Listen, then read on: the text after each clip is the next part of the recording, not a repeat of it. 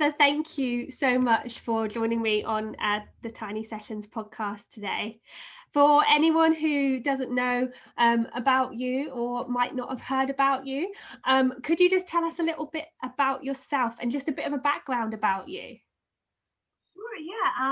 I'm Heather, and I got into van life and tiny living, which is currently what I'm doing now, through backpacking and traveling. I was living in the city, working in hospitality and city of Toronto, working in hospitality, and was doing comedy and theater and trying to be creative, and it just wasn't working. So my husband at the time and I left everything and got a van in 2018. And then I was in and out of the van and in and out of Airbnbs for the last few years. And recently, at the beginning of 2021, I became a solo traveler.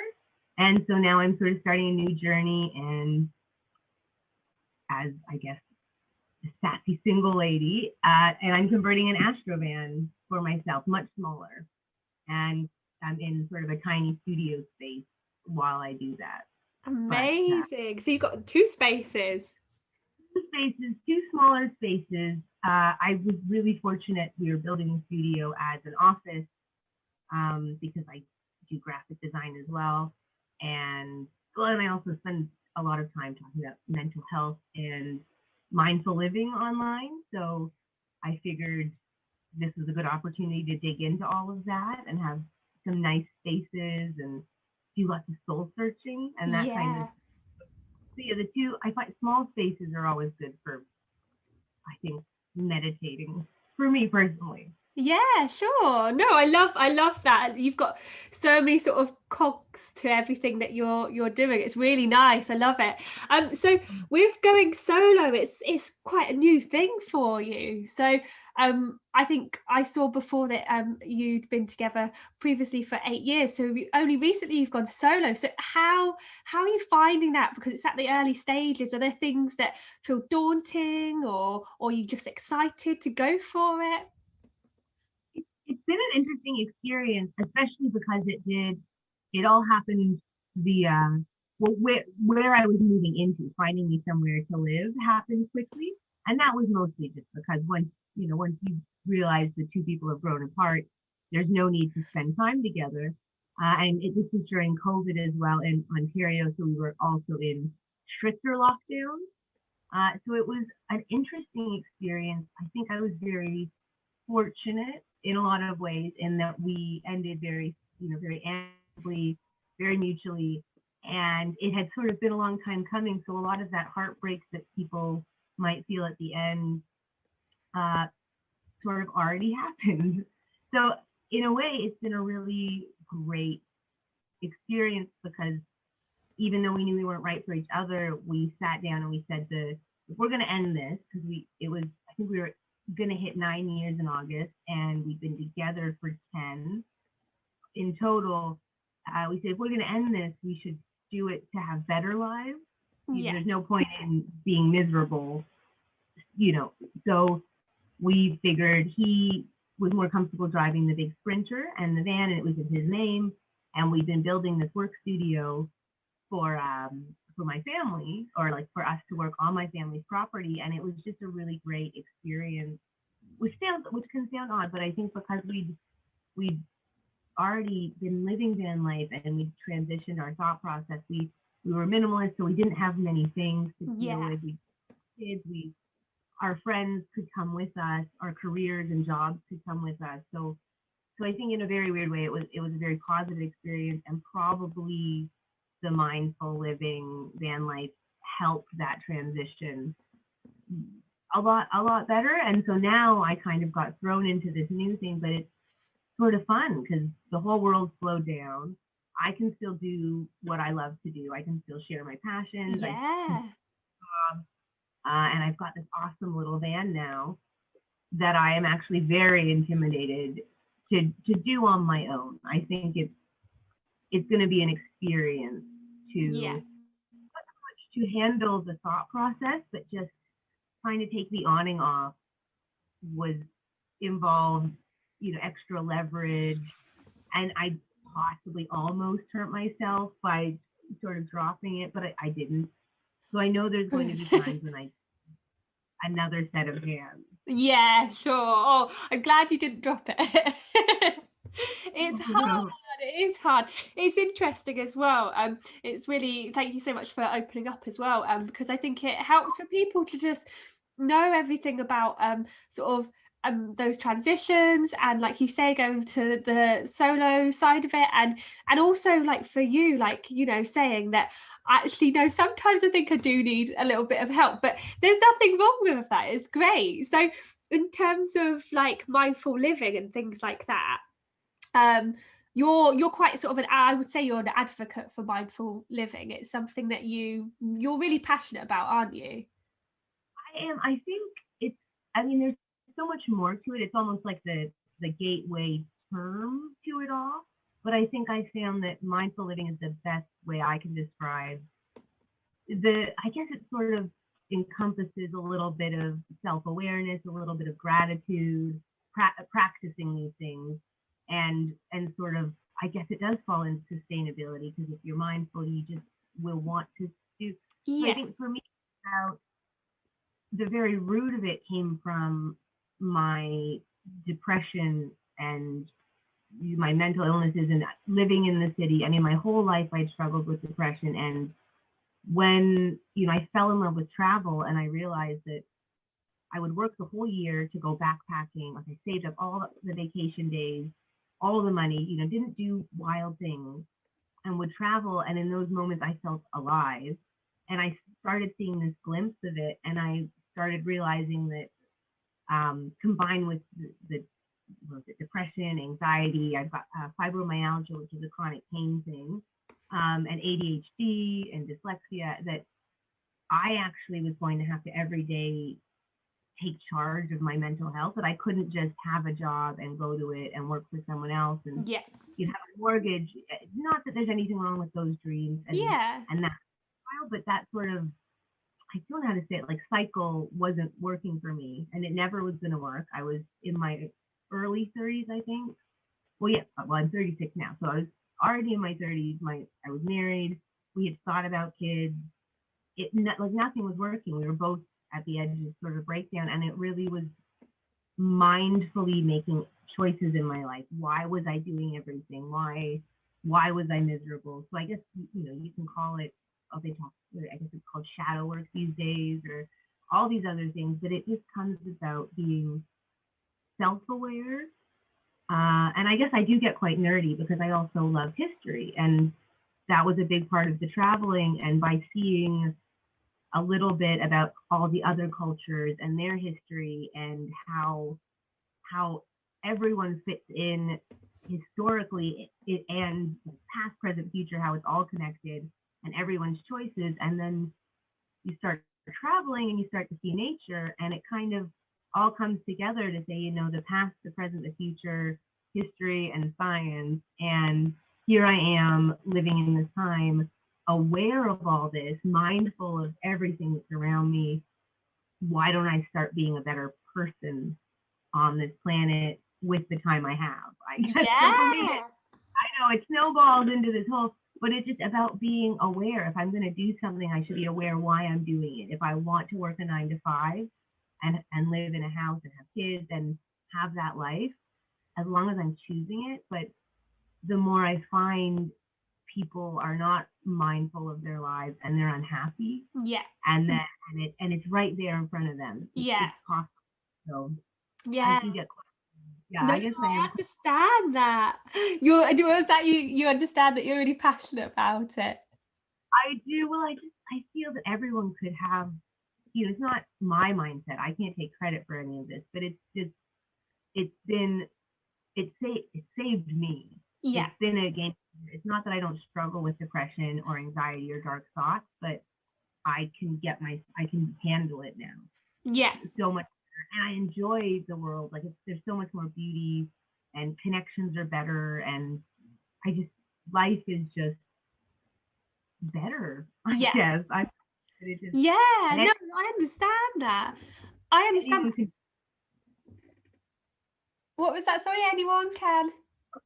Anyone can do it. Like it's not money or anywhere. I mean, you're limited by your circumstances, but you can find something. You can do something. Definitely. And I think also it's you sort of touch on it as well. I think it's that thing about it's that understanding. It's understanding who you are and what you are happy with and not happy with, and also with other people. You know, if someone says to you like, oh, this is me, this is how I work, this is how I click, this is how I react to things, then anyone else can just be like, oh yeah, that's totally cool, I like that, I like that, you know that, and it makes it easier as well. I think it's good. It's like you say, it's being mindful about who you are, what your likes and don't likes are, and there's nothing wrong with that. I think it's great. I think, well, it's actually been sort of an interesting experience because a lot of this real growth work happened during all this transition, even before, because it's really been a transition. Well, I started traveling a year after my marriage, so it's really the mental illness journey was before. So it's been a transition to this, but now coming out of it in this new fresh start, I'm also seeing that me being self-aware enriches my connection with everything I interact with, and I'm able to sort of to be more compassionate and more grateful. I mean, I'm always working on it, always working on it. But I find cheesy. I'm able to see people more easily, and I find Yeah. people tend to be more comfortable because I don't. I mean, we all know. I think I remember. It's like when you're a kid and your mom comes and embarrasses you in front of your friends. Everybody knows that your parent's going to embarrass you. So why worry? And it's Yeah. the same thing. Everybody feels awkward when they meet someone. Everybody feels like they're not seen or understood. So why not just sort of not push yourself on others, but why not just be yourself, enjoy that, and say, hey, future friends, are you interested in connecting with this or not? And then they can say yes or no, because there's always something you can exchange with someone, something, little information, maybe it's Yeah. just a thought, or maybe it's something you don't like about them that you can learn from as well. Yeah, yeah, yeah. It does help with connections, and then it kind of is a cycle, because then when people feel seen, it helps them be more mindful and feel more included. So it is this like big hippie circle change that could happen. Yeah, no, I love it. I love it. And with sort of mindfulness as well. So in terms of, I know that you're in your little tiny studio at the moment, and you've told us that you've got your van as well, and you're at the early stages of doing up your van. With both of your spaces, do you, with mindfulness and sort of mindful living, does that come into your space? So how you might like your kitchen layout, or do you like to have loads of objects everywhere, or do you feel like less is more with the things that you have? I've always found that very interesting in a way, because I sort of consider myself a hoarder, but I'm not a hoarder in any way. But I like to collect things, and I've always been drawn to like museums or libraries, or those old, as you see it, the British Manors, where there's always the collector who's traveled and he has everything. So I think at some point I would love, a big room just to see a museum. Still a tiny house, but a big room. Little So tiny room. Little tiny museum. the van outside, but just a big library. But I did a lot of things actually came into play, and it's interesting because mindful living for me is an emotional, like cerebral thing, but it also is a practical thing, like living tiny. Like I don't need a lot of things, so I do find in one way I'm very minimal in that I don't like to have a lot of unnecessary things around. I don't like to have a lot of things around that are just in the way that aren't needed. So I guess I like to have it out and displayed. But I Yeah. also, on the flip side, really enjoy trinkets.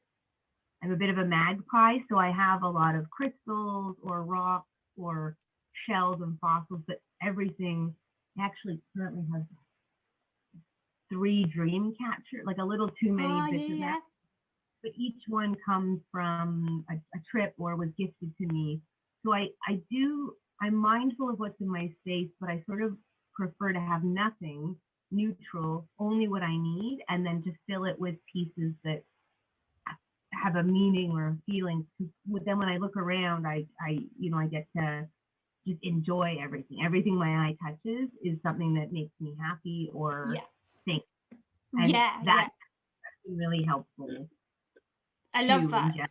Yeah, it's about having things around that either have a great memory to it, or just that mean something, or sentimental, or have a purpose that actually suits you and your lifestyle, instead of just having things that you don't necessarily need.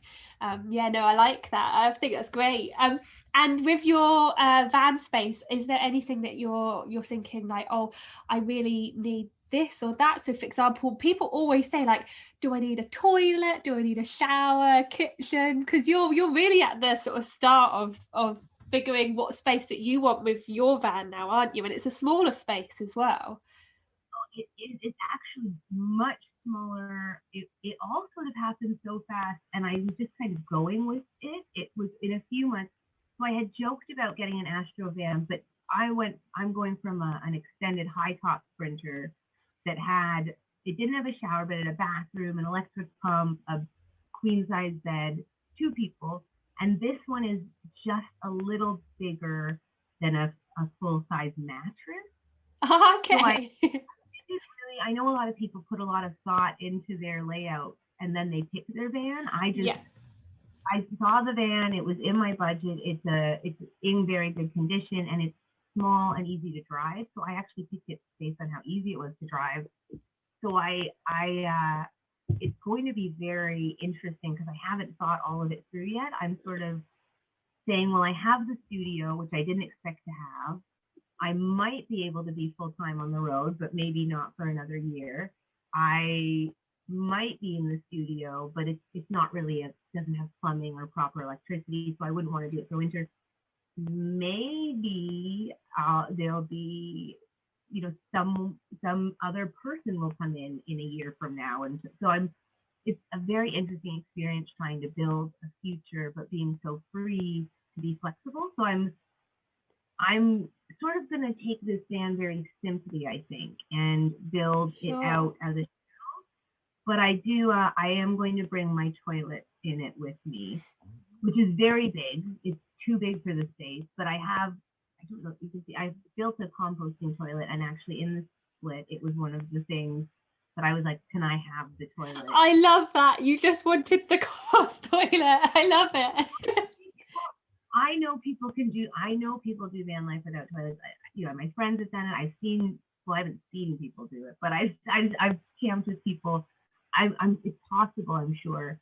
But after all the hostels I stayed in, even in the first van, I was like, I need a toilet. I just need that peace of mind. And then after living in the van, you get spoiled because you can be in these beautiful places and you don't have to get like a shovel or. Yeah, People yeah. do it. So now that I've been spoiled, I am scaling back, saying, well, I don't need the full sink. I can do like a little electric pump as a like people do that. I don't know if they have them for like the big water jugs. Yeah. And then you've got the little pump that, yeah. Everything will just be smaller and simpler, but I'm hoping to still have a sink, a counter, a bed, well, for sure a bed, and then the fan, because I'll have my cat with me as well. Oh, you've got a cat. She's kicking around somewhere. She actually loves sitting in the van, which is good because she was on the road before. Oh, nice. So me and her, so I'll have the litter box as well. So I don't know if it will all fit, actually. Yeah, I'm picturing this really giant toilet and then a very small bed on the side. I guess the toilet's about half the height of the van. So if it was a normal size space, it'd be like a toilet the size of the kitchen counter. Maybe you could do sort of a little fold out or underneath the bed, like a high raised bed, or maybe there's something that you can do that sort of lets it discreetly pop out when you need it. Exactly. I'll figure it out. Thankfully, having been on the road, I'm fortunate to know what I care about and what you just don't really after a while. So I'm sure, I think my plan with that, again, I guess it is, everything's mindful, is that I think if I'm in the van, I'll be on the road. And when I'm on the road moving, you're not in the van as much. So I'll be able to overlook a lot of things. Yeah. During COVID, it's been very odd because and I'm interested to see, I've seen a lot of people talking about building their van out for COVID and for the way the world is now, but it won't necessarily be that way. No, sure. Hopefully. I think it will change, so it will. Anything I'm doing now is, even with the studio, I might put solar in, but I'm waiting because if it changes, I don't need the same space that I would need if this is going to go on another year. So Yeah. it's a wild time to be rebuilding. I think it's a great time to rebuild a life, but yeah, it's exciting. Any time is exciting for something new. Think of it that way. And talking of new things as well, I think I saw on one of your stories, it might have been yesterday or over the weekend, did you have pigs arriving on the farm that you're at? Is your parents' farm site, isn't it? It's actually I was very fortunate while I was living in the city doing my own thing. My parents sold our childhood home, and my sister and her husband were looking for a farm property, and they got together, and I had nothing to do with it. They got together and found a patch of property. I think it's about 50 acres. And then my mom has 1 acre. My father passed, but that was okay. And we're a close family now, but my mom has a little area. And then my sister and her husband have the rest, and they're on a farm. So my mom has 2 dogs, and there's a woman who is, because of COVID, who's trying to purchase part of the property. So she has 2 dogs, and she's going to be boarding miniature horses in the city, and she's got some chickens. And then my sister did just get pigs. So I think they'll probably be quite small, and some chicks because they do sustainable, like organic, free-range meat farming. So they do small batches of pigs, and they have them in the forest because they're clearing the land, and then they have cows come through and chickens. So it's very fascinating what they're doing, and it's interesting because being a nomad, farming and seeing the seasons change is something we see, but being in the same location and staying, yeah. I mean, it was an interesting experience. It's a lot of a bird migration route. So being here in the fall and seeing all the birds, and this time of year, there's just so many. It was like a week or two, all the birds came. There was a bear in the backfield. So I'm quite lucky to be in this beautiful spot, surrounded by all these animal friends, and also being able to see that side of an industry has been really interesting. Yeah, sure. Because part of being sustainable is maybe looking into that, and I'm an omnivore, but I really try to be mindful of all that thing. So it's been really eye-opening to get to see everything, but it's been a cool experience. And maybe that's the nice thing to being a nomad, is that you can, your life isn't necessarily fixed in a city or a town or a routine. So if you want to learn about farming, you could go work on a farm, or if you want to be in a city, you can be in a city. So it's been a great experience for me in this sad, weird time. Yeah, sure. I think it's really interesting as well, because you use the word nomad, and for some people they don't know what nomad is. Sort of people go, oh, I'll Google it. So what would be your definition of nomad for people? If someone asked you who doesn't have an idea about sort of that lifestyle, is there something for you that is what symbolizes a nomad for you personally? Or I think originally it was just nomad, like someone who travels around, a traveler. But I think now a nomad is a deeper thing, especially now that I haven't been traveling.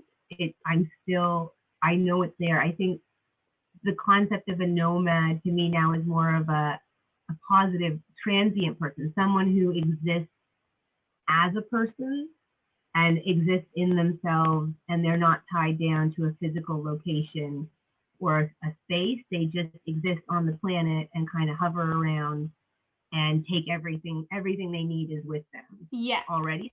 And no, that's to me what a nomad is now. And whether I travel or not, I don't think I could ever not be a nomad. But I'm stationary for a year, it's still there. I just think once it's who you are, it's in you, it's part of you. It's like a little passion, like a little fire, isn't it? Just it's the thing that makes you sort of smile and is part of you. Well, actually, I never really thought of it that way, but you did. It is in us, because I suppose maybe it does call back to some sort of old way, very old way of life when we were nomadic, and that sort of call to spread out and see the world. But that was a long Yeah.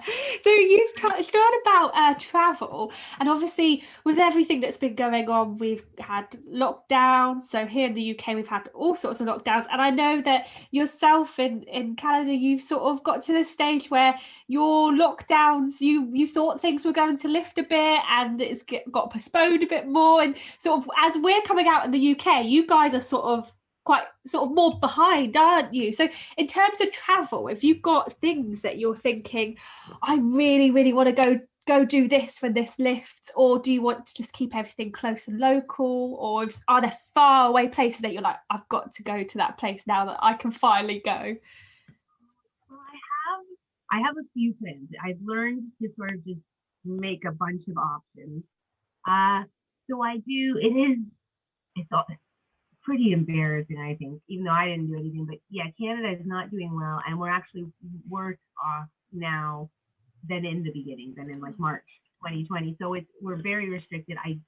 I'm technically not supposed to be driving like more than 2 hours away from me, and I'm not supposed to be interacting with anyone or doing it, which makes sense.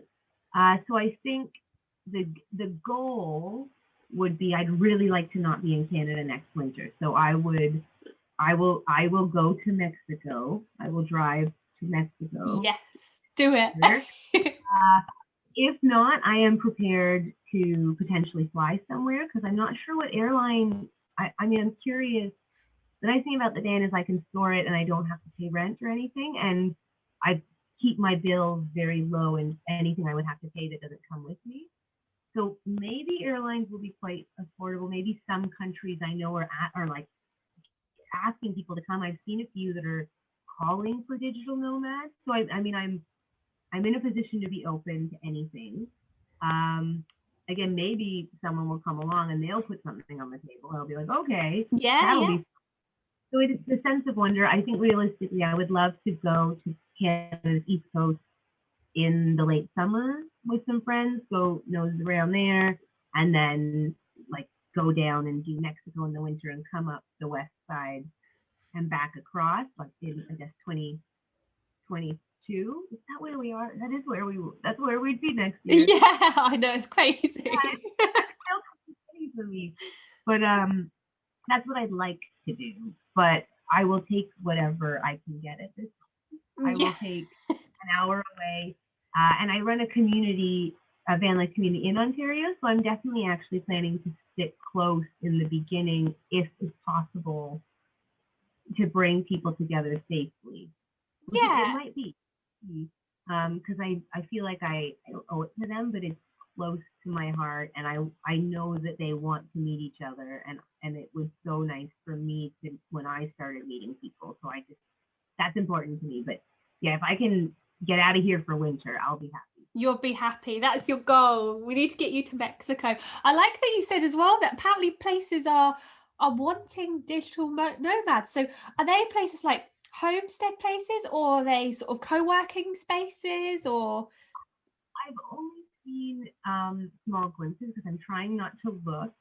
But I know I was talking to someone that runs, actually in Mexico, runs a jet ski company. And we were talking about like the tourism and this and that. And so Mexico, regardless of right or wrong, and that they're like ready and primed. And these countries that live off of tourism are just sitting there saying, come. I think I did see something about maybe it was Greece or Turkey or somewhere Eastern Europe. Yeah. And it might have been Portugal as well, but these countries are just sort of saying, like, I guess anywhere that had a lot of tourism, I see, and I don't know what airline prices will be like. I can't. Yeah, I'm trying to sure. wonder: are they going to skyrocket, or are they going to drop really? Like, what's their move going to be? Yeah, I know. To be honest, in the UK, the prices were really low, like really, really low. And then as soon as there was the go ahead for things to lift, they went up and the prices went really, really up. I'm hoping there's still deals out there, but there's a few people who booked sort of flights when they were like ridiculously low, just thinking, well, if it doesn't happen, it doesn't matter. I've just lost a small amount, and they just went and booked them. But yeah, I did hear that some of them have just gone up. Maybe that's what I should do, because I was in Mexico in March 2020, and we had to rebuy our tickets and like rush home. It was a rush, and we didn't lose it. We had a credit for a year. Yeah. Been able to use that. And I kept thinking, well, if I purchase something now, I could probably use it within a year. So I'm going to keep that. Maybe it might just be worth it if I see a cheap enough flight for like the winter. Yeah, definitely. And if there's a flexible option that you're covered slightly, like I would go for it. Yeah. Just in case.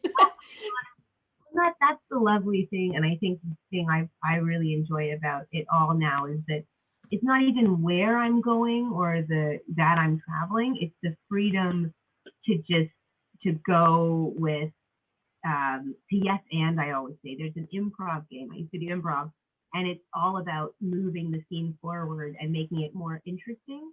And if somebody suggests, let's go on a picnic, you yes, let's go on a picnic. I'll bring the wine. Yeah. But obviously it's wine. But I try to live life that way in a way, unless it's not like an uncomfortable decision. But if something's presented to me and I can't really think why not, I can kind of go. So I'm sort of hoping something will just come up that's going to be a really fun adventure that I can do, and I can just sort of have this really spontaneous little time and follow. I don't know, like super hippie of me, follow the universe and just see what it's going to bring. Yeah, no, I love that. It's that say yes attitude, isn't it? Yeah, just what have you got for me? Bring it on. Yeah, sure. I love it. So earlier on, so whilst you would have been sleeping, I asked a few of our followers on Instagram to submit some questions, and I've picked one of those, and it's from a lovely lady called Miss Emma, and she has a question for you that I'd love to ask you. So the question is, what has been the biggest struggle for you as someone living in a small space? You know what? Thank you. That's a very good question. And I didn't have an answer for this until now that I'm in the studio, which is a slightly bigger small space. Everything else I was able to overcome except the lack of physical movement. I personally have ADHD, so I need to move a lot and spread arms out. And in a small space, in my situation where I'm in all seasons, if it's not nice outside and I have a day or two where I can't move, it's the one thing that I was never able to. I mean, you can have gyms, there are solutions, but in certain situations, it's the one thing that you can't really plan around or do much about, depending on your van. And if you're a little person, it's okay. But yeah, I think it's that I didn't realize I wouldn't be physically active or necessarily able to be physically active all the time. I love that. I think that's great. It's interesting as well because you can get variations of small spaces and different sizes of small spaces. So I think that's a great answer. I love that. And for myself with Stitcher, we have a lot that's based around sustainability. So sustainability wise, what do you wish you or we as people had more of? It's quite a hard one. I was just thinking, I want to say mindfulness, because in all the talk of mindful living, we didn't actually touch on the fact that it leans heavily into sustainability. People don't have to do zero waste. Like you don't have to be vegan. You don't have to do zero waste. Like it's very hard to do that, and it's overwhelming. But the best thing is to think of all the water you're using. Think about it. How long is it running? What does it look like? And put a bin in your sink or something. Like, what does it look like? What does the electricity look like? Like, being in the van, you start to think of this because you see the sun hitting the panels. You see how much energy that produces.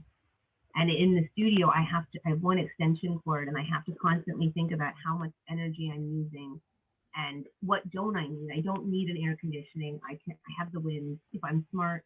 So I think just being in the van, it makes you go back to simpler times when you have to carry most things, like everything physically, what you can carry in the water. So I think even if you're in a house, if you start to be mindful of your garbage, in a van, you have to carry it out. You have to find somewhere to put it. In a house, you can just dump it wherever. Yeah.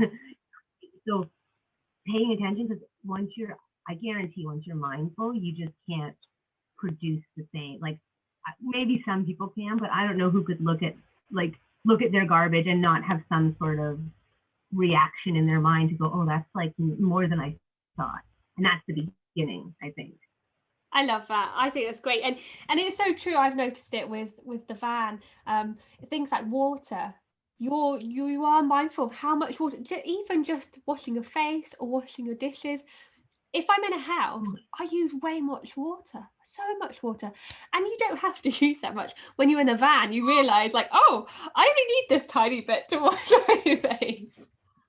I do my dishes in my mom's, and I get like a bit of anxiety because I'll leave the water running to do my dishes, and I'll keep it on, and I'll keep putting it lower and lower, and finally I'll just turn it off and wash all of them. And I mean, that's sort of what people should be doing, but or I'll realize I'm standing in the dark and they're constantly coming in and turning the lights on. Yeah. And I don't get annoyed, but I'm almost like, whoa, like I don't need a light. Like, don't be wasteful. I can still see. I'm okay. It's not, I don't mean like that. It's just, everything I see, or every package thing I buy that's like 5 packages, I'm like, well, I'm not getting that again, because I'll have to throw it out.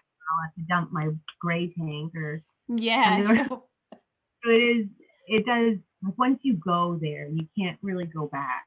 And it's a slippery slope into just being like a full, mindful, sustainable person, because you're like, oh, well, beeswax wraps would be good, and there's a jar. I can use this jar for something. And you end up having loads of jars on your shelf at the back. All my jars, and I keep all like little tincture bottles and like anything that looks like a good storage container. I'll be like, yes, this is. I love it. Oh, Heather, thank you so much for chatting to me today on the Tiny Sessions podcast. It's been so lovely and so interesting talking about such varied topics with mindful living and spaces, and where you're at with your journey and how it shifted, and sort of that exciting venture about going into the sort of solo side of it, which is going to be so much fun for you. And we will make sure that you get to Mexico as well. For anyone else who wants to see more about Heather, you can follow her on her Instagram page, which is Travels of Heather. So it's travels.of.heather. Is that right? It is. I think it comes up no matter what. It normally does. Thank you so much for having me. It was so nice talking to you. It was so nice chatting with you. It's been a lovely time. Ah, fantastic. Thank you. And you have a wonderful day as well, won't you? Oh, I will. Thank you. Yeah. No problem.